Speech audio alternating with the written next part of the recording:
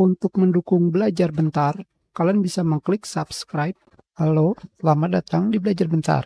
Sekarang kita akan belajar mengenai cara mendengarkan radio lewat aplikasi Fubar. Caranya sangatlah mudah. Kalian hanya perlu pergi ke bagian View, pilih Internet Radio. Selanjutnya di sini kalian pilih tab Search.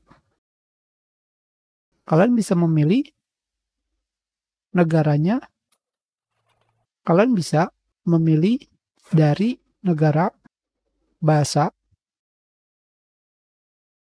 tag, nama. Tentu saja ini harus kalian cari sendiri. Lebih baik kalian cari lewat negara. Ini adalah tagnya. Selebihnya kalian bisa mencobanya sendiri.